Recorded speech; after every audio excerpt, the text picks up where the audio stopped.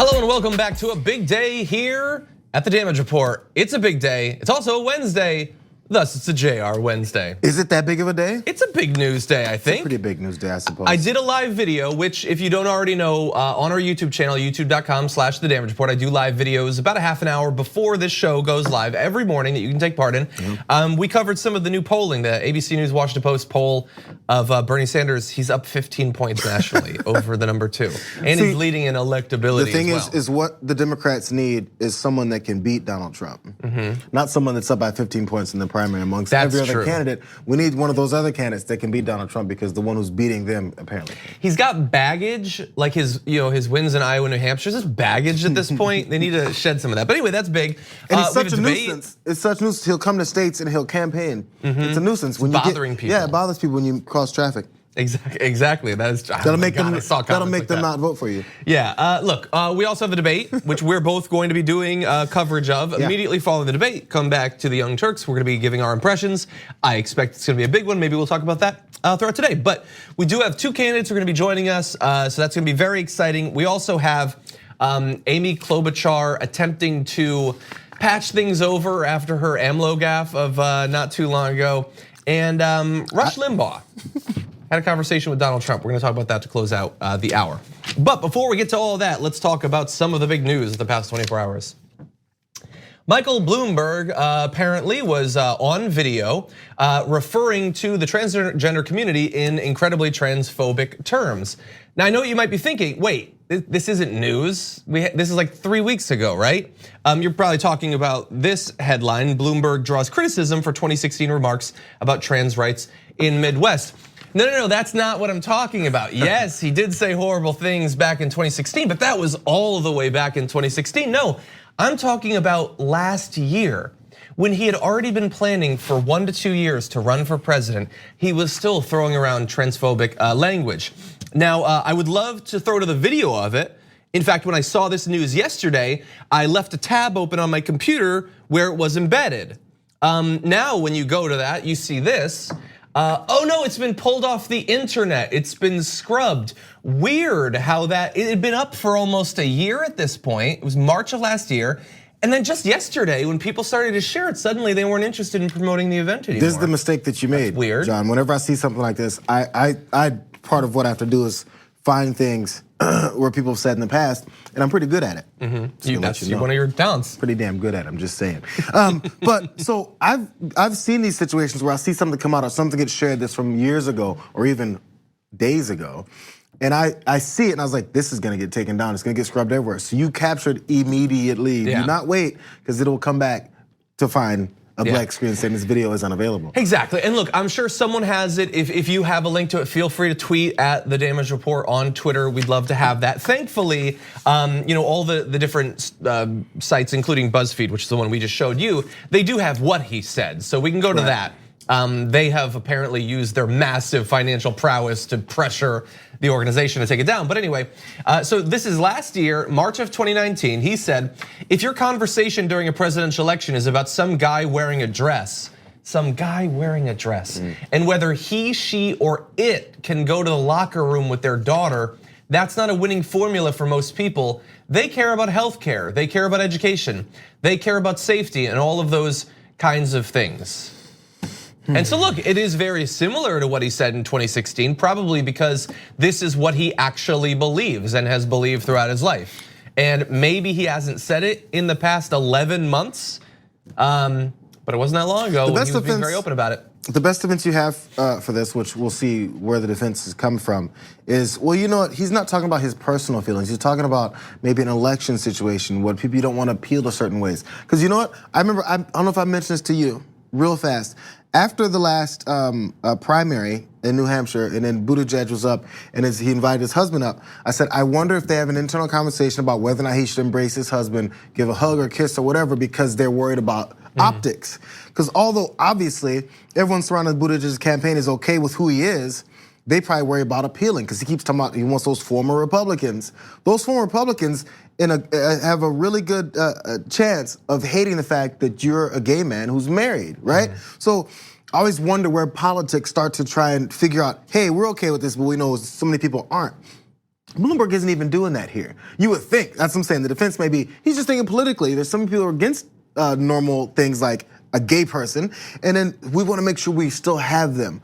But he says, some guy wearing a dress, he, she, or it, all those things are personal. Yeah, just say they. Those are very and personal. They. That way you're covering literally everyone. That's how you Why feel. would you go out of your way to say he, she, or it unless you actually believe it? And unless you're so, you feel this sense of entitlement and arrogance based around the fact that you're incredibly wealthy that, hey, I'm just hanging out with people that agree with me. I can say whatever I want. Yeah, I'm sorry. I can refer to them as a person wearing a dress. How about say, if the conversation is going to be about trans rights, I worry that will turn some people off. I would still disagree with you. But at least then you wouldn't be denigrating the community that supposedly you're gonna then come back and say, no, I'm actually saying how much I care about them. Yeah, and also there's a breakdown as far as this, what he says, what people care about. Healthcare, education, and care about safety and all those kinds of things. That was the second half of the quote. This is where the cluelessness comes from, your hatred for very significant portion of Americans. These people that are disenfranchised, they care about healthcare. Healthcare for gay folks, a lot of times, is subverted or taken aside or not even given because of who they are. Education for these folks is always taken aside, or sometimes maybe there's a kid in school who gets bullied. In schools, yeah. They get there's no protections for these folks. And lastly, you talk about safety.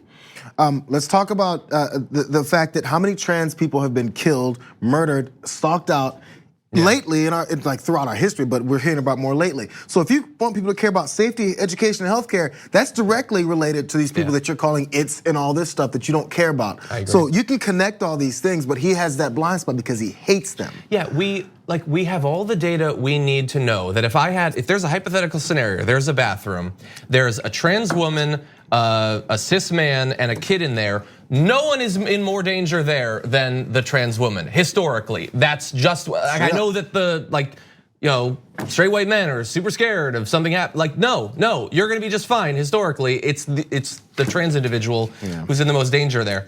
And so look, he goes on to say, and some of these social issues and it's not just the American government, the EU government does as well. We're focusing on a lot of things that have very little relevance to people who are trying to live in a world that is changing because of technology and communications and things like that. And look, I am so done with people taking a whole range of issues and then saying, God, why are you focusing on this stuff? Focus on issues that matter. And it's not just right-wingers like Mike Bloomberg. You can find people across the spectrum that are like, why are you talking about this stuff? It's a waste of time, let's talk about something else. And always it's just the things that matter are the things that matter to me. Because I'm not, and by the way, when I say me, I mean literally people that look exactly like me and have a very similar life experience as me. Because if I'm not discriminated against for my gender, my race, ableness, and all of everything, well then I don't think about that stuff. Talk about stuff that does affect me, whatever, healthcare, that sort of stuff. But for a lot of these people, yes, they're concerned about those things, but these are not like side concerns. Their safety, their access to healthcare, those sorts of things, housing, being able to get a job. These are not small concerns, and they're not just social issues. They are fundamentally economic issues. And so don't accept this sort of argument from literally anyone. If it's a clear, obvious right-winger like Mike Bloomberg or whoever else, don't let anyone shame you from caring about the issues that have an impact on your life. And the natural response, if you say, hey, let's talk about things that people care about, you're naturally saying, you don't matter. We don't care about you and your issues, because these are people that you're talking about. Yeah, it's very little relevance. Yeah, to people like Mike Bloomberg, I'm sure it is. Okay, let's turn to another related issue. So around this time, in a primary, an election, you're gonna start to get financial disclosures from all the candidates. What is their financing like, all of that stuff. Remember back in 2016, we had this big ongoing conversation about Donald Trump and how he would eventually, once he was not being audited, he'd give us his information, and then that never happened. What if we had another person who was trying to pull the same thing? Hold on to your butts, maybe we do. Presidential candidates are required to reveal their investments, businesses, and streams of income. Now, Michael Bloomberg, the former New York City mayor, is the only Democrat currently running in this primary who has yet to file paperwork to publicly disclose this. Now, this does not mean that he's not eventually going to reveal it, but it might not matter by the time he does. Under an extension granted to him Friday by the FEC, the second one he's received, he can postpone this release until March 20th, which is not just a long way off, it's weeks after Super Tuesday. Yep. So he gets to get through a significant portion of, like we've already gone through 4 states. We're to go through a significant chunk of all the delegates that are on offer. And maybe afterward, maybe he'll reveal this stuff. Remember when that bothered you about Trump? Exactly. I said if you don't see the parallels here, then you're just trying. You're not trying to. It's obvious. It's in your face. So if you had an issue with that before, and we're seeing this now, like you're gonna show your hypocrisy if you don't say, hey, we're gonna see what happens. Because now this is the same reasoning. We're gonna see where his real his intentions lie and what he really wants to do. Because we know this type of person is not gonna go out there and just be willy-nilly about things that they're looking to protect about themselves. There's reasons that everyone wants for office. Yeah. And the reasons behind it we may see if he actually releases these. Yeah. And we know, again, we had speculation about Trump. It's the same thing. People with money trying to find a way to make sure they hoard it or have it in a certain way, or don't want you to see what they've done with it in the past. Yeah. By the way, I don't think I've ever seen italics in one of these lower thirds before right there. That's interesting.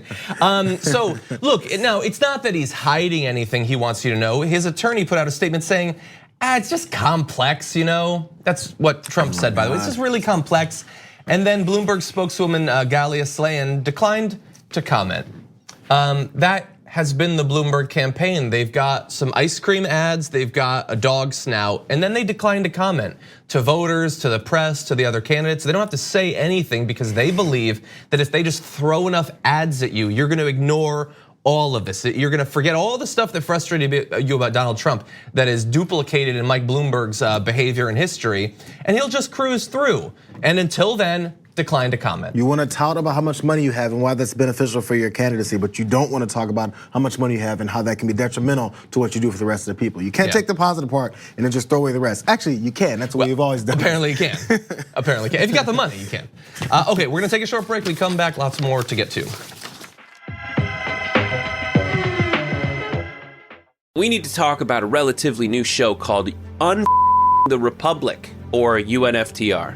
As a Young Turks fan, you already know that the government, the media, and corporations are constantly peddling lies that serve the interests of the rich and powerful.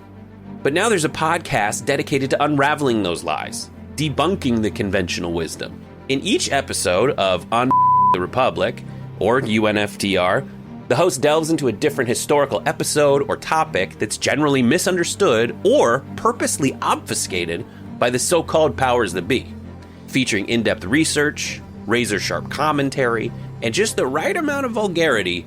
The UNFTR podcast takes a sledgehammer to what you thought you knew about some of the nation's most sacred historical cows. But don't just take my word for it. The New York Times described UNFTR as consistently compelling and educational, aiming to challenge conventional wisdom and upend the historical narratives that were taught in school. For as the great philosopher Yoda once put it, you must unlearn what you have learned. And that's true whether you're in Jedi training or you're uprooting and exposing all the propaganda and disinformation you've been fed over the course of your lifetime. So search for UNFTR in your podcast app today and get ready to get informed, angered, and entertained all at the same time.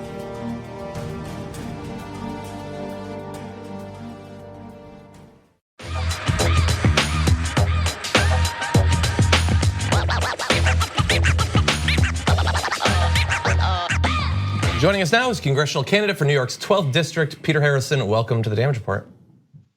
Hey John, how's it going? It's going good so far. Thank you again. We really appreciate you joining us. Yeah, it was a pleasure.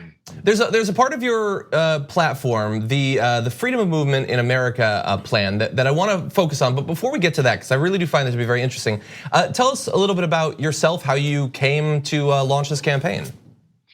Yeah, sure. Well, John, you know this because I've been on the show a couple times as a longtime housing activist, but that's primarily been the lens that I've done my activism, whether it's in New York City or the national level. I think the affordable housing crisis is one of the most pressing problems in this country, and we need federal leadership to tackle that. But in the larger sense, I think really the 21st century has to be defined by embracing cities and making urbanism work. If we're really going to solve economic inequality, racial injustice, and climate disaster, we really have to make cities work. So that's really been the center of my campaign. Housing is a big component of it, but obviously transportation is as well. Actually, let's talk a little bit more about housing though, because I am curious. I've just recently started to sort of think about the possibility of maybe eventually buying a house, and then I realized I'm in LA, so that's never going to happen. But I'm curious. Yeah, fair enough. So in the decade or so since the collapse, the last time, I know that there's a lot of fear. A lot of people like in a position like me that are very worried about the possibility that it could happen again. In terms of the way that the government, federally, state, and local, approach housing issues, do you feel like there's been much evolution, much learning in the decades since that collapse?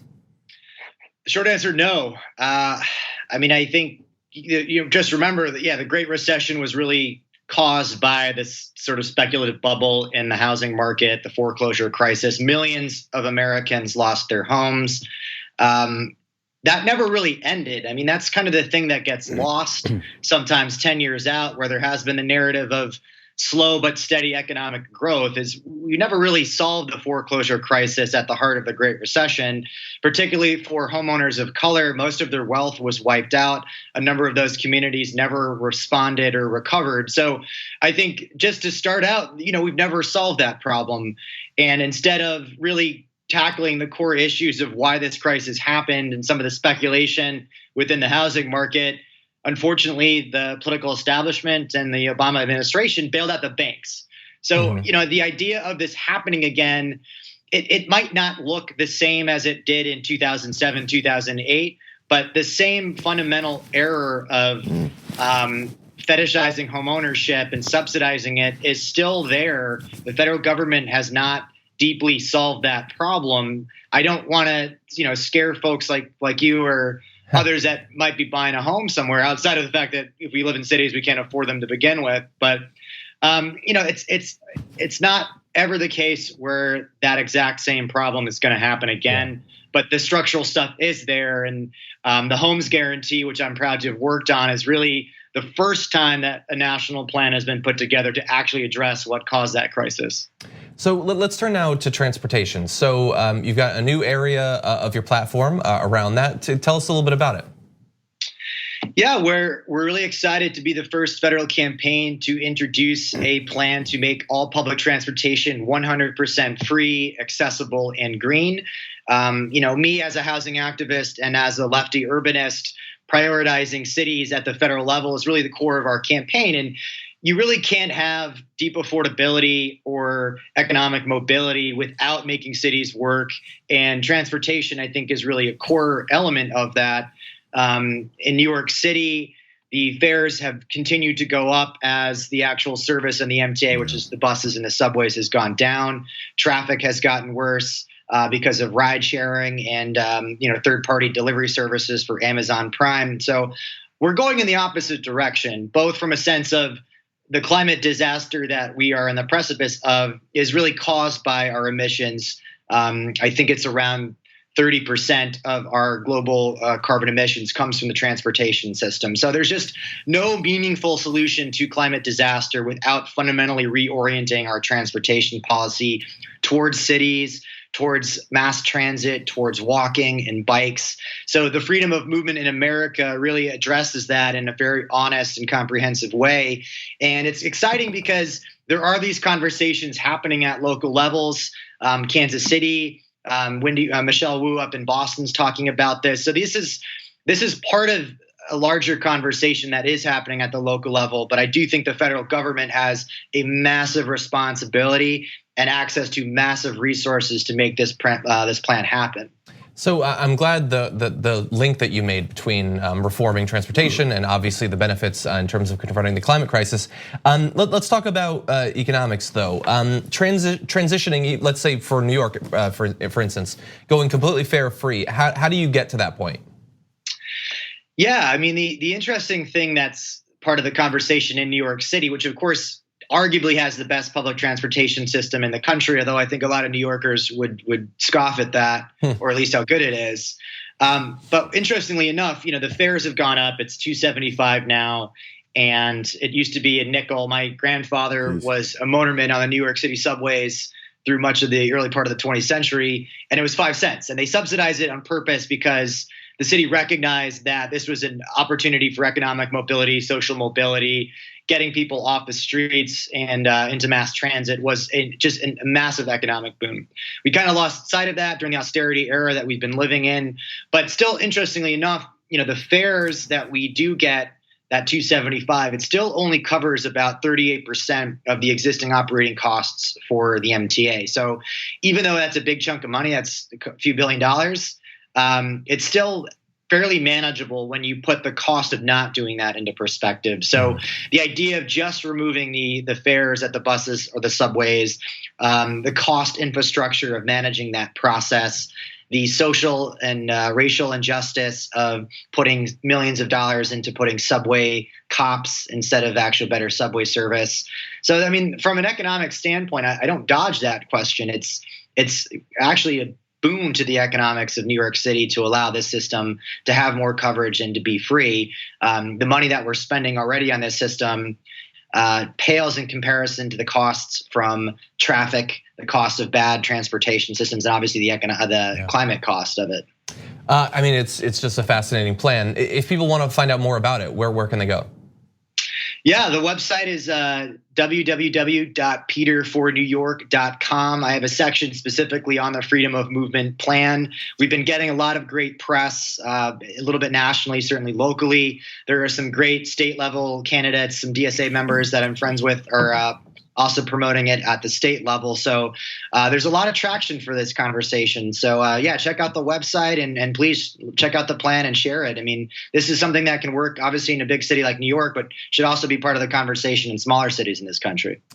Peter Harrison, thank you for joining us once again. Appreciate it. We'll take a short break here. When we come back, in Nevada, the last stretch of campaigning is going on. We're gonna touch base with a couple of candidacies there after this.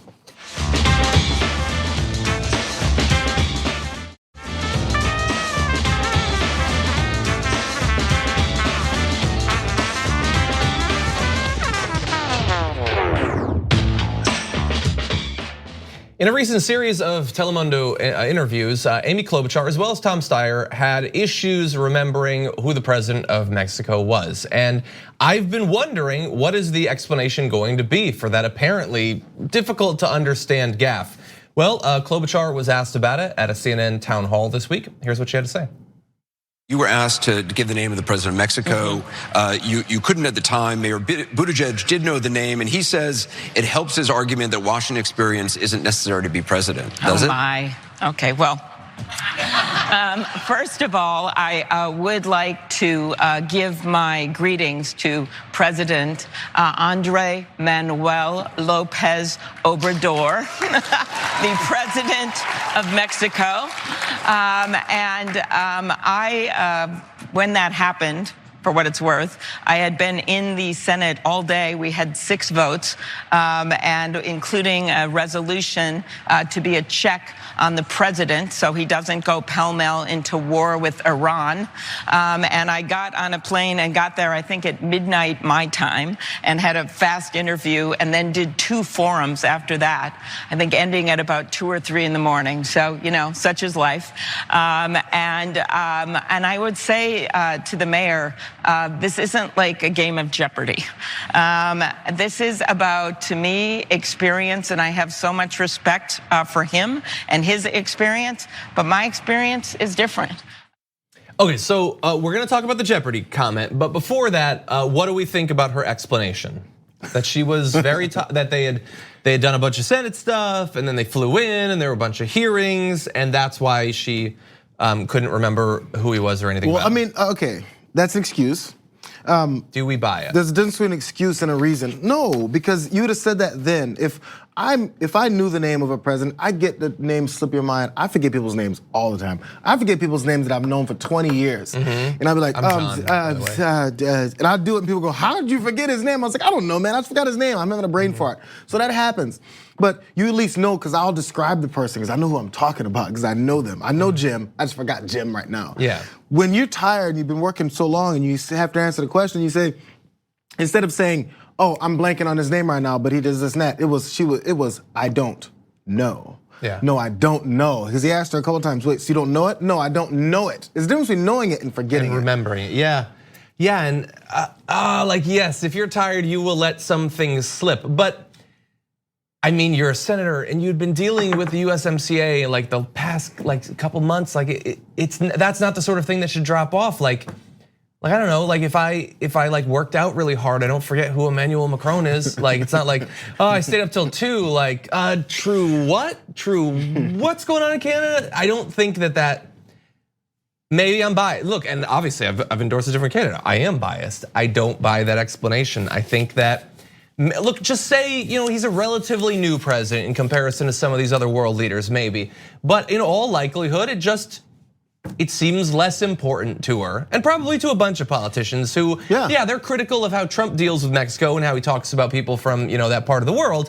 But does that mean that they take it very seriously? Probably not. Probably not. But the other thing, and part about it is you have to understand the real answer to give wouldn't sound good, because if you really didn't know, you'd have to say, you know what? I've actually dropped the ball and I actually haven't being up to date on what's going on with Mexican politics and the president at this moment. So actually, I should catch up on that. If you say that, it's like an insurance thing. When you get in a car accident, your insurance card says, never admit fault. Just don't admit fault. Just don't do it. No matter if you rear-ended the guy from looking at your cell phone, don't admit fault. Yeah. So that's the whole idea is you can't say, I dropped the ball there, because that's gonna turn to a campaign ad for someone else. But in reality, that's the truth.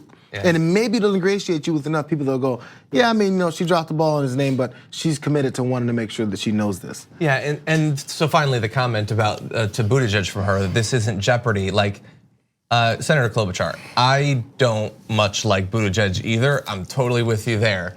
But like, we've spent years mocking and being frustrated with Donald Trump because of his lack of interest and curiosity about world affairs. It was with Palin too. It's not, and Palin too, like the anti-intellectualism. And obviously, I'm not saying that Klobuchar is anything like that, but describing like, being interested in world leaders that butt up against our country as like Jeopardy, like it's a trivia thing. No, like being able to name 10 members of the legislature of Cameroon, maybe that's Jeopardy at some point. But knowing like the neighboring world leaders is not Jeopardy, it's not trivia. And it is your job, you are a senator, you deal with world affairs. And it's not just about Klobuchar, honestly, I really don't care about Klobuchar at all. But it's about a lack of seriousness of people who use seriousness and experience as their like, that's why they should be elected. Yeah, the Jeopardy line is her version of a gotcha question. Like when Palin said, hey, you can ask which newspapers I read. It's another word to call it a gotcha question. And without saying gotcha, because we know that's attributed to Republicans. I will say that it is sadder to not be able to name a magazine you read than a world leader. They're both bad. That's true. But you should be able to name like guns and ammo. Come on, you're a conservative. And as you're, I think she mentioned, as you're flying to have this interview, you're gonna speak with Telemundo. Read up a little bit. I get it. Be like, oh, maybe I should have his name ready. But maybe you didn't think that far ahead. I get it. Okay, let's turn to a related issue. Okay, we're now turning in this Democratic primary race to non-100% white states like Iowa and New Hampshire. And some of the candidates have had an issue with sort of broadening their appeal outside of people who look just like them. So I'm not saying that's why some of these quotes I'm gonna show you have been made, but it's not a big leap to imagine that that might be. So I want you to take a look at Pete Buttigieg at an event in the past week. So much for the chance to join you. Gracias por invitarnos para hablar this evening. And I bring greetings from South Bend. Yeah, you should bring those greetings back to South Bend, okay? And then study up on the Spanish. It sounded okay in the beginning, but when you fall apart like that and then like you can't like go in a different direction in the same language, you just sort of stop. It sounds to me, and we've talked about this, as if that was a specific thing that you had memorized. And look, I am not great with languages. I've taken a few languages. I spoke some French, I spoke some Arabic. I don't remember much of it. I also don't go around talking about myself as like polyglot or whatever. Greetings from South Bend. Kind of craziness. Yeah, so that probably is not gonna help. But even when it's done and they're trying to polish it, it looks rehearsed. We can tell like the authenticity of it just isn't there. If it's not authentic, don't even try it, because authenticity is a thing. You can't fake authenticity, because people who are really in that position know, they can feel it. I used to speak Spanish fluently. I've forgotten significant amounts of it. I passed as a Spanish speaker with native Spanish speakers. I was down in San Diego and I was talking to them, and these like 13-year-old kids, I was working with my pops, and I was just going back and forth with them, and they stopped and they were like, They said, you Puerto Rican? And I was like, no. So like they couldn't figure out what my background was because I was speaking it that well. That's authenticity for doing it because I was immersed in the culture enough that I was thinking in Spanish. If that's happening, use it there. But if you're trying to recite some lines, people who know it, they will see it and they'll call you out on it. And again, like with the criticism of Klobuchar about using experience as your thing, but then not actually having it manifest and knowing what's going on. Like he got like 6 months of positive coverage just speaking a bunch of languages. Like that, we're gonna be more critical of that sort of flub. If I did it, nobody's surprised. But I don't say that I'm great with languages.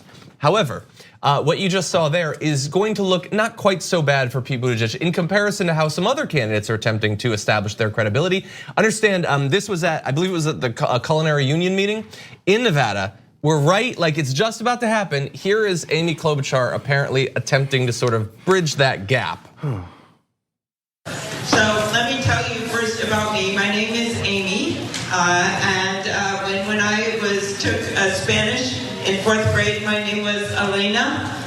They gave me the name me llamo Elena because I couldn't roll my R's very, very well, and so it was E-L-E-N-A.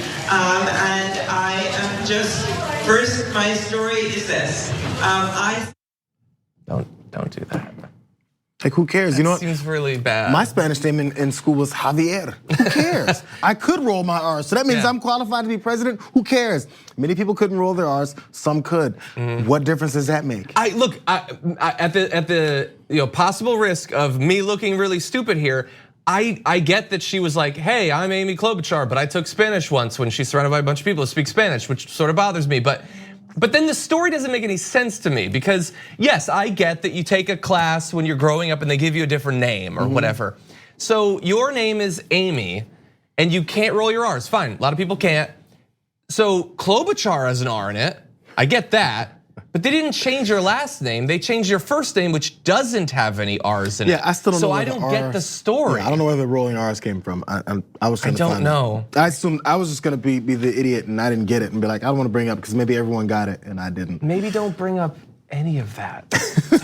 That's so weird. Here's a novel idea. If you're looking to appeal to a certain group of people, don't act like you're in a part of their heritage. Just how about you propose some policies that would actually help their lives? Crazy. Yeah, that's crazy. You know what? You can even propose that in English. No rolled R's required. Required. Okay. Healthcare. Okay, that was better. That's how he can pass as a native speaker amongst 13-year-olds. Okay, we're gonna take a short break. Lots more to get to.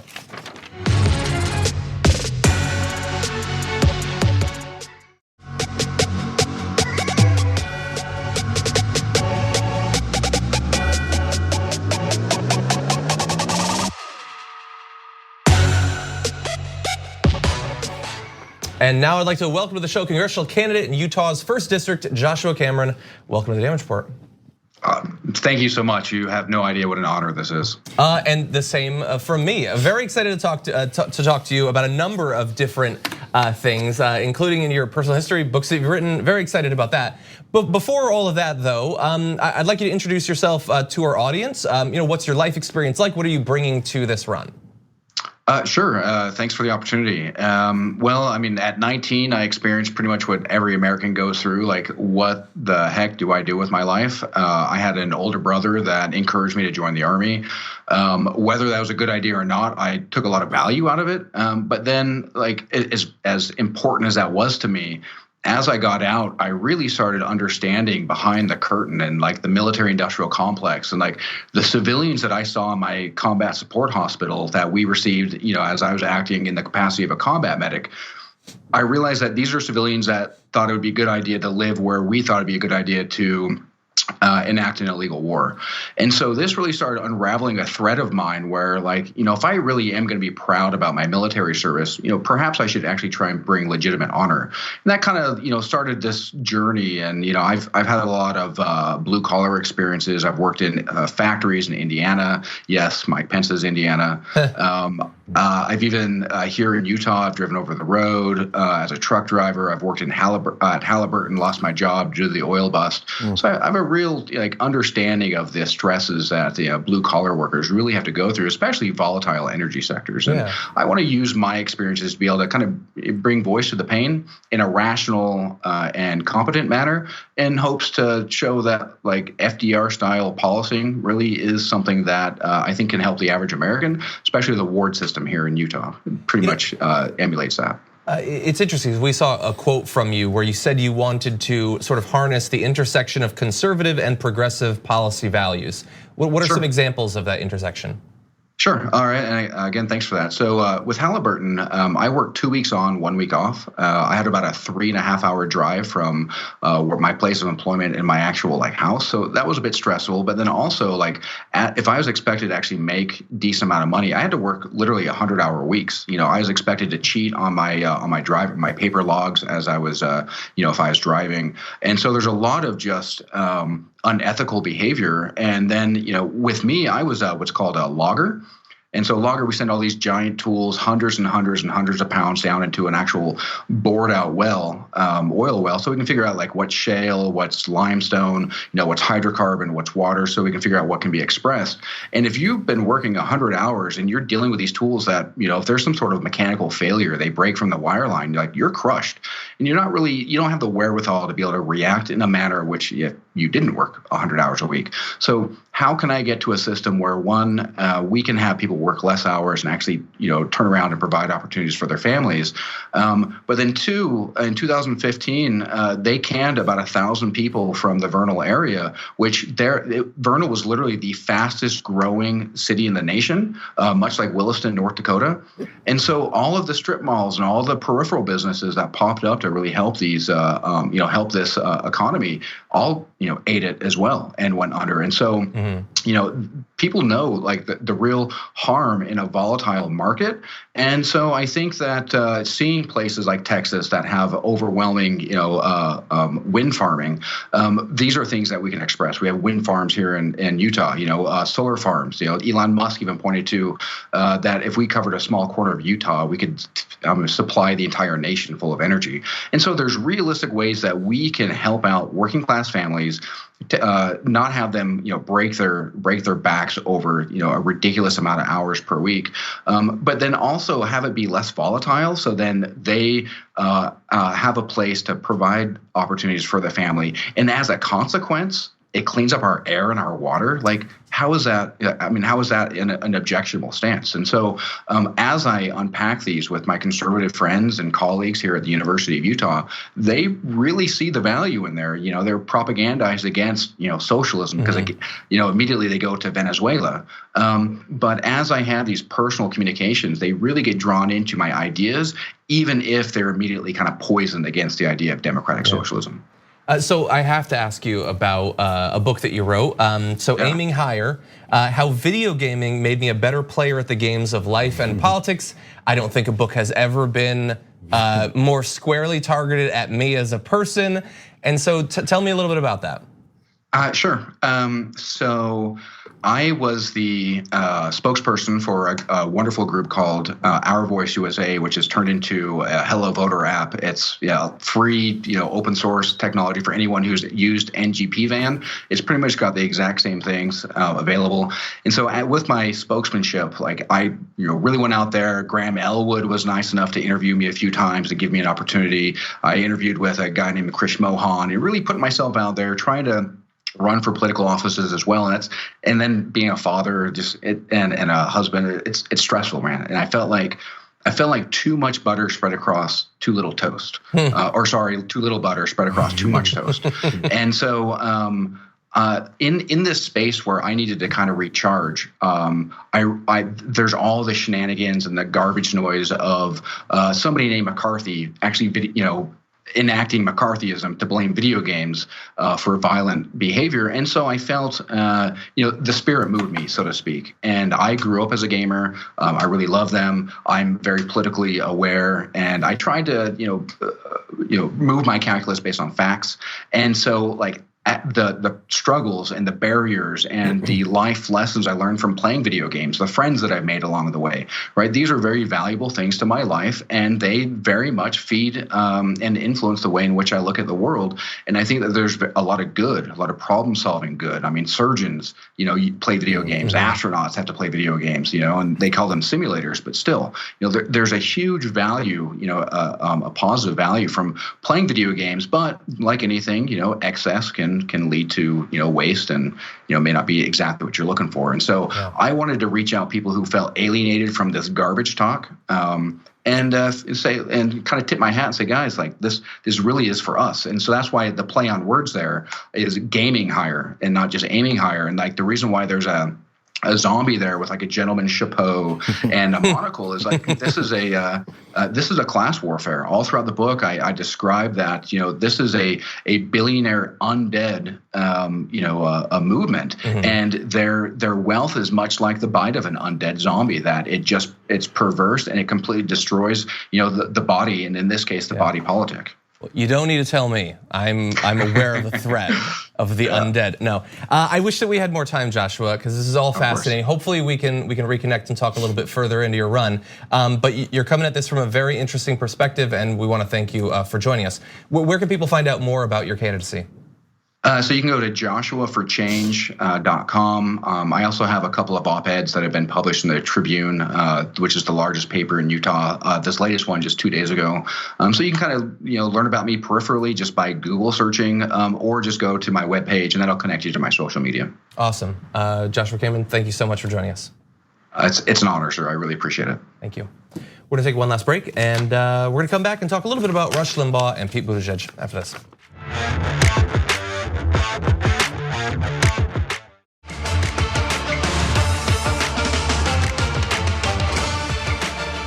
So you've probably heard by now that Rush Limbaugh recently opined that Donald Trump would have a field day running against Pete Buttigieg because Pete Buttigieg has kissed his husband where people can see, and presumably Trump, or at least Trump supporters, would find that to be funny in some fashion. Anyway, Fox was talking about it, and take a look how the Fox host responds when Jessica Tarlov talks about how some other candidates and politicians have conducted themselves in terms of their personal life. When you hear these criticisms from the right, and this has been consistent even going from Bill Barr saying that progressives or the secular left are responsible for the moral decay of the country, and you see a loving monogamous couple like Pete Buttigieg and Chasten, his husband, up there showing what is possible, that someone who is in a same-sex relationship could be running for president and doing this well. And then they're torn down by Rush Limbaugh, who's been married 4 times, I think. We have Donald Trump, 3 times married, cheated on all of those wives, and you hear these. Let's not bring in personal relationships, but we could say exactly what it is that Rush Limbaugh says so that it's fair in the conversation here. On his radio show, he said a gay guy, 37 years old, loves kissing his husband on debate stages. Can you see Trump have fun with that? Hey, let's not bring up personal relationships now. Back to his personal relationship. What are you talking about? That's the whole thing. Rush is saying that Trump will want to talk about his personal relationship. It makes me wonder if someone in her ear said, hey, stop, shut it down. She's going too far. Hey, President Trump is watching. Or if she just knows because she's already been robotically trained to make sure that Trump could be watching at any moment to any of our Fox programs, so make sure he's not angry about what anyone has said. Because what the tweet will come is, how dare they have this lib on the show to talk about this that she knows nothing about. That's what was coming, and that's what they're protecting themselves. Exactly. Yeah. That news person on Fox is like, wait, we can't let people be reminded that Trump is not anything that he presents himself to be, which is of course funny. Now, Rush Limbaugh, we don't have time to show you the video, but Rush Limbaugh says that Trump called him after this comment caused controversy to say, don't apologize for anything. You wanna say homophobic stuff about Pete Buttigieg, you just keep doing it, okay?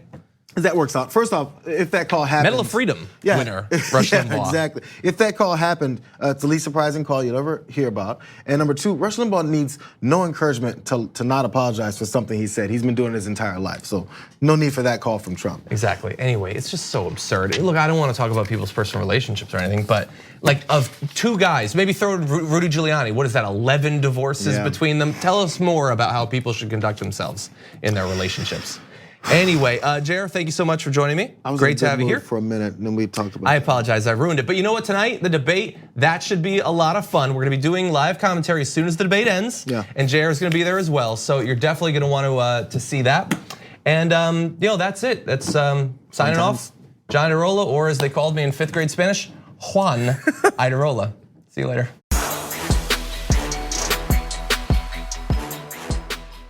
Thanks for listening to the full episode of The Damage Report. Support our work, listen ad-free, access members-only bonus content, and more by subscribing to Apple Podcasts at apple.co/TYT. I'm your host, John Idarola. I'll see you soon.